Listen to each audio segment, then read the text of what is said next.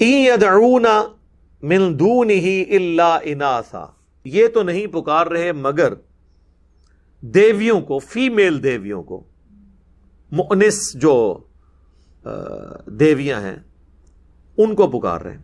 اچھا، اب ان کے جو نام بھی تھے نا سارے وہ فیمیلز والے تھے، لات، منات، عزا، جو انہوں نے بتوں کی اور دیویاں جو بنائی تھی فرشتوں کی بنائی ہوئی تھی، تو فرشتے تو نہ میل ہے نہ فیمیل، وہ تو اس جینڈر سے ہی آزاد ہے۔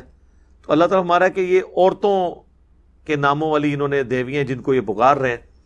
وَإِن يَدْعُونَ إِلَّا شَيْطَانًا مُرِيدًا، شیطانًا مریدا، اور یہ تو نہیں پکار رہے مگر شیطان سرکش کو۔ ظاہر ہے شیطان ہی پیچھے کھڑا ہوا ہے نا۔ اچھا، اب آپ دیکھیں یہ جو میرے سامنے ترجمہ ہے نا، پیر کرم شاہ صاحب الازہری کا ترجمہ ہے، انہوں نے اس کے ترجمے میں کر دیا ہے کہ یہ تو عبادت نہیں کر رہے مگر شیطان سرکش کی۔ تو عبادت ہوتا تو یہاں ہوتا یعبدون، یہ ہے یدعون۔ یدعو کہتے ہیں پکارنے کو، دعا، پکارنا، ندا کرنا۔ اب ظاہر ہے کہ یہ جس فرقے سے تعلق رکھتے ہیں نا، ان کا تو کام ہی سارا پکار پہ چل رہا ہے، تو انہوں نے ترجمے بھی ایسی ڈنڈی مار دی کہ لکھ دیا عبادت تو ظاہر ہے کوئی بھی بریلوی، دیوبندی، اہل حدیث، شیعہ یہ تو نہیں کہے گا کہ میں اللہ کے سوا کسی اور کی عبادت کرتا ہوں۔ لیکن اگر یہاں پہ ترجمہ وہ کرتے کہ یہ تو نہیں پکار رہے مگر شیطان کو، تو اس کے دماغ میں کہیں آ سکتا تھا کہ اللہ کے سوا کسی کو نہیں پکارنا مدد کے لیے۔ تو کبھی اس کے دماغ میں آ سکتا تھا کہ یہ میں جو یا شیخ عبد القادر جیلانی مدد یا علی مدد کہہ رہا ہوں، یہ تو میں اللہ کے مقابلے پہ ان ہستیوں کو پکار رہا ہوں، اور ان ہستیوں نے کہیں یہ نہیں کہا۔ آج جیزس کرائسٹ کے نام پہ اتنا بڑا شرک کھڑا ہوا ہے پوری دنیا میں کہ یقین کریں کہ اگر حضرت عیسیٰ ابن مریم پیغمبر نہ ہوتے تو دنیا میں سب زیادہ انہیں کنڈیم کیا جاتا توحید کے حوالے سے۔ اب چونکہ ان کے پیچھے قرآن کھڑا ہے، اس لیے وہ ہمارے اس غصے سے اور ہمارے وہ جو درد جو ہمارا ہے توحید کے حوالے سے وہ بچتے ہیں کہ ہم کہتے ہیں ان کی تعلیمات نہیں ہیں۔ اللہ نے تو یہاں تک ان کو ڈیفینڈ کیا ہے، لَقَدْ كَفَرَ الَّذِينَ قَالُوا إِنَّ اللَّهَ هُوَ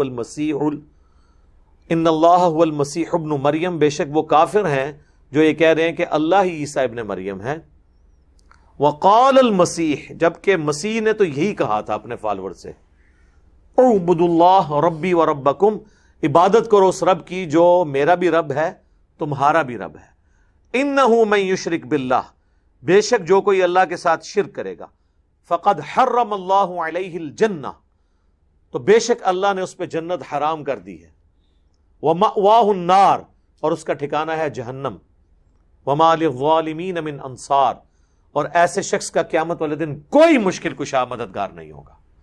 تو اللہ تعالیٰ نے جیزس کرائسٹ عیسیٰ ابن مریم کی صفائی خود قرآن میں دے دی کہ ان کے نام پہ اگرچہ انسانیت کا سب سے بڑا شرک ہوا لیکن وہ بری ہیں اس سے، ان کی یہ تعلیمات نہیں تھی۔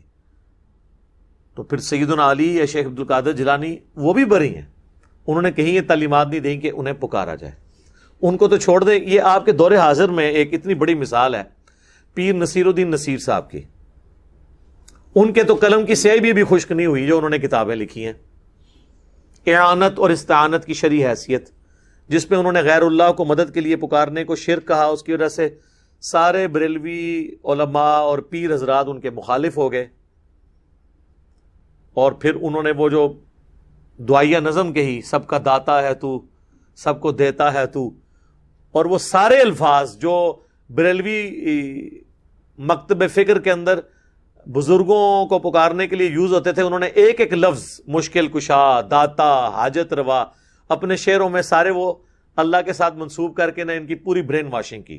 ہمارے شعیب بھائی نے پڑھی تھی ماشاءاللہ، وہ لاکھوں لوگوں نے وہ دیکھی ہے، سب کا داتا ہے تو، سب کو دیتا ہے تو۔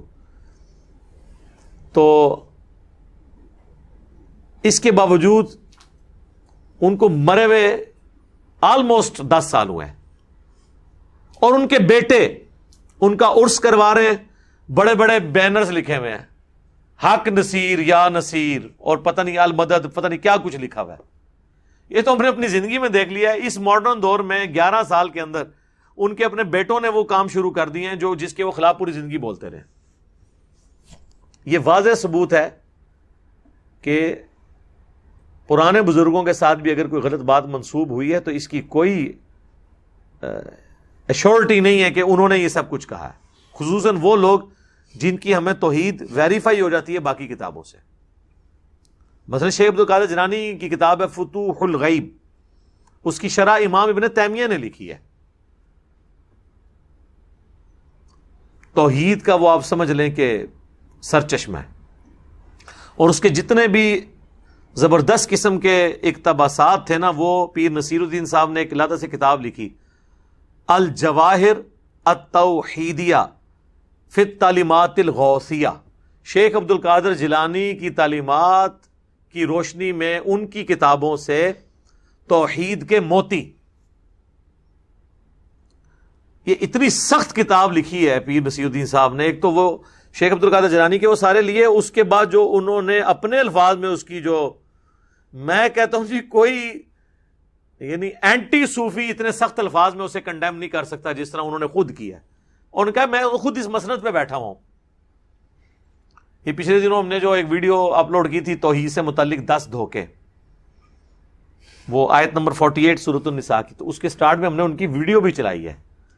وہ کہتے ہیں میں سب سے مضبوط گتی پہ بیٹھوں، میں تو کسی کو مشکل نہیں دور کر سکتا. اور انہوں نے کہا تواڈے کو کر سکتے آئے جوہر دکھائے مان لیں گے. اچھا یہی بات جب ہم کرتے ہیں نا کہ ہے کوئی بابا لے کے آؤ کر کے دسے، کہتے ہیں توہین کر رہا ہے. تو وہ تو انہوں نے خود کہا ہے کہ آؤ کر کے دسو.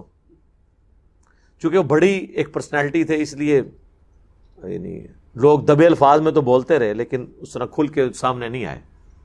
بہرحال انہوں نے اپنا جو ڈیمیج کرنا تھا وہ کر دیا. شرک کے حوالے سے جو انہوں نے شرک کو ڈیمیج کرنا تھا اور توحید کو اسٹیبلش کرنا تھا کافی حد تک انہوں نے معاملات کر دیے الحمدللہ. تو یہ شیطان کو پکار رہے ہیں. تو اب یہاں دیکھیں انہوں نے عبادت ترجمہ کیا. اسی طریقے سے وہ سورہ الجن میں آیت آتی ہے نا، وَأَنَّ الْمَسَاجِدَ لِلَّهِ فَلَا تَدْعُوا مَعَ اللَّهِ أَحَدًا، اور یہ کہ مسجد خالص اللہ کے لیے ہے، مساجد میں اللہ کے سوا کسی اور کو نہ پکارو. وہاں پہ بھی نہ بریلویوں نے ترجمہ یہی کیا ہے مسجدیں خاص اللہ کے لیے، اللہ کے ساتھ کسی اور کی عبادت نہ کرو. اب مجھے بتائیں عبادت تو کوئی بھی نہیں کر رہا، ویسے تو پکارنا بھی عبادت ہے، لیکن عام بندے کو عبادت سے فوراً ذہن میں آتا ہے نماز، لیکن وہ بھول جاتا ہے کہ نماز خود دعا ہے. ابو داؤد، ترمذی، سنن نسائی تینوں میں حدیث موجود ہے، الدعاء هو العبادہ، دعا ہی عبادت ہے. اسی لیے قرآن میں دیکھیں ایاک نعبد کے بعد وایاک نستعین آیا، دعا کا ذکر ساتھ یہ ہے کہ اگرچہ عبادت تھی نستعین بھی، لیکن اسے علیحدہ سے مینشن کیا کہ اس میں اگر کسی کو وہم بھی آئے نا تو وہ نکل جائے. اچھا عبادت میں تو نماز، روزہ، حج، زکوٰۃ، نذر، قربانی، صدقہ سب آتا ہے. اس سب کو اللہ نے نعبدو کے ساتھ ایلبریٹ نہیں کیا، ایک چیز کو نکال کے علیحدہ کر دیا، ایاک نعبد و ایاک نستعین. و ایاک نستعین کی کوئی ضرورت نہیں تھی نعبدو کے ہوتے ہوئے. کیوں؟ نعبدو میں کیا دعا نہیں آتی؟ سورہ فاتحہ خود دعا ہے، سجدہ، روزہ، حج، زکوٰۃ، قربانی، یہ سب آتا ہے. لیکن اللہ نے ایک چیز کو الگ نکال کے ذکر کر دیا کیونکہ اللہ کو پتا تھا کام میں دیش پیڑا ہے، اور وہ ہے وَإِيَّاكَ نَسْتَعِينُ. آپ کو مزے کی بات بتاؤں کہ ڈاکٹر فرحت ہاشمی نے نا سنت، اذکار اور دعائیں ایک کتاب میں جمع کی ہیں، اور اس کتاب کا نام رکھا ہے وَإِيَّاكَ نَسْتَعِينُ. ٹھیک ہے، کیونکہ نستعین کی اپروپریٹ ٹرانسلیشن ہی یہ ہے کہ صرف تجھی سے دعا مانگتے ہیں، مدد نہیں. صرف مدد میں تو پھر وہ دھوکہ دیں گے جی وہ تھی ہم نے وزن اٹھانا ہو تو کسی کو بلاتے نہیں مدد کے لیے، وہ اس طرف چل پڑتے ہیں. عبادت، دعا. اب نبی اسلام نے جب یہ فرمایا نا الدعاء هو العبادہ، تو اس کے ساتھ آپ نے قرآن کی آیت پڑھی سورۃ المؤمن کی، جسے سورہ غافر بھی کہتے ہیں.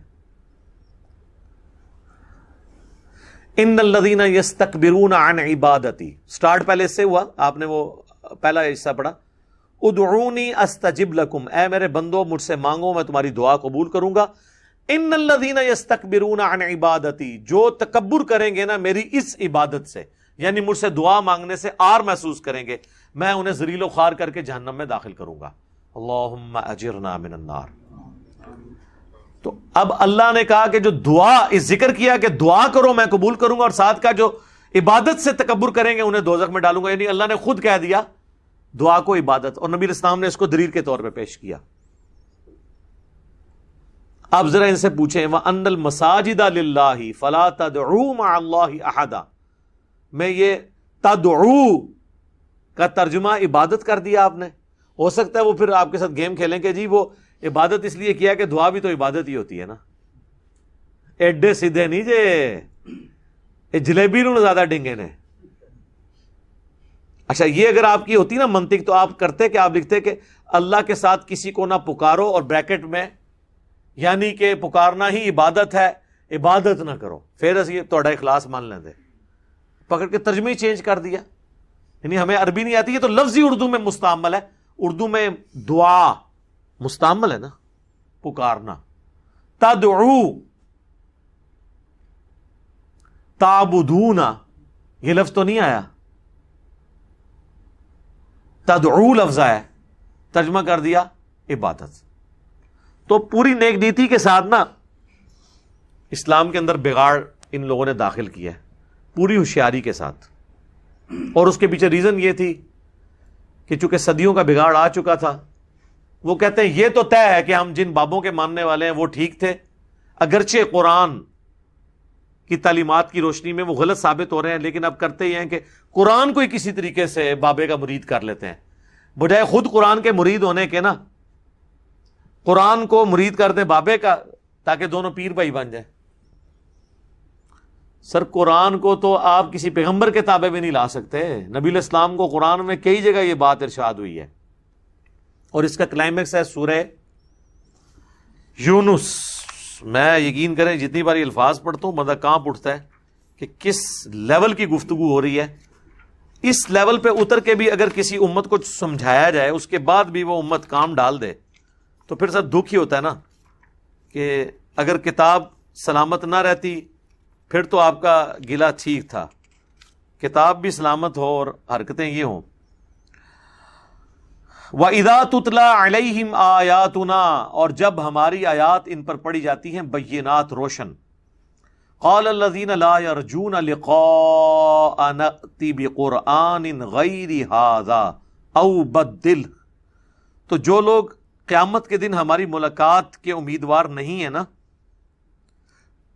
آنکھیں چراتے ہیں نا اکاؤنٹیبلٹی کے دن سے، تو اے نبی وہ تم سے کہتے ہیں کہ اس قرآن کو چھوڑ کے کوئی اور قرآن لے کر آؤ، یعنی اس کو تھوڑا سا ذرا، وہی بات ہے، پیار دیں، محبت دیں، وہ جو ہمارے اماد بھائی کہتے ہیں، یہ تو بڑی سخت باتیں ہیں، کوئی اور قرآن لے کر آؤ، او بدل ہو، یا اس قرآن کو بدل دو اے نبی، اس قرآن میں تو بڑے گاڑے فتوے ہیں، کوئی میٹھی میٹھی کوئی تارے جمیسا والی باتیں کرو، یہ سمجھانے کے لیے۔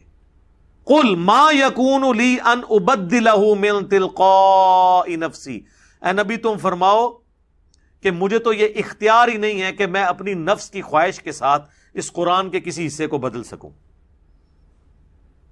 نبی کو تو اختیار نہیں ہے، لیکن نبی کے امتیوں نے اپنے بابوں کے پیچھے قرآن کا ترجمہ بھی تبدیل کیا، اس کی تفسیر بھی تبدیل کر دی۔ اور ڈاکٹر سرار صاحب صحیح کہتے تھے کہ قرآن کی بھی تعریف ہو چکی ہوئی ہے، صرف ٹیکسٹ محفوظ ہے، قرآن میں تحریف انہوں نے کر دی ہے۔ جب ٹیکسٹ محفوظ ہے، ٹیکسٹ جن لوگوں تک پہنچانا ہے وہ تو جانا ہے ترجمے کی فارم میں، ترجمے میں بابا گھس گیا، اس سے جو رزلٹ نکلنا تھا نا، جس سے اس کی اصلاح ہونی تھی، وہ مولوی نے بیان کر دیا۔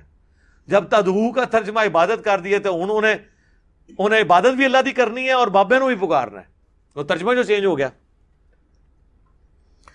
ان اتبع الا ما یوحى الی، میں تو اتباع کرنے والا ہوں، نہیں اتباع کرنے والا سوائے اس کے جو میری طرف وحی کیا جاتا ہے۔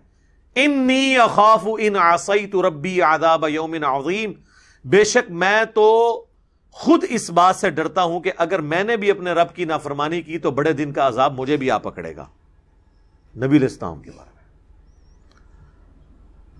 قل لو شاء اللہ ما تلوتہ علیکم، ولا ادراکم بھی، اے نبی تم فرماؤ کہ اگر اللہ ہی چاہتا نا تو میں کبھی قرآن تم پر تلاوت نہ کرتا، یعنی مجھ پہ نازل ہی نہ ہوتا اور نہ تمہیں اس کا ادراک کروایا جاتا. فقد لبثت فیکم عمرا، تو بے شک میں نے اپنی عمر کا کافی حصہ تم میں گزارا ہے، من قبلی، اس قرآن کے نزول سے پہلے. افلا تعقلون، کیا تمہیں عقل نہیں آتی ہے کہ میری زندگی میں تو کبھی نہ کوئی شاعری تھی نہ اس طرح کی گفتگو تھی.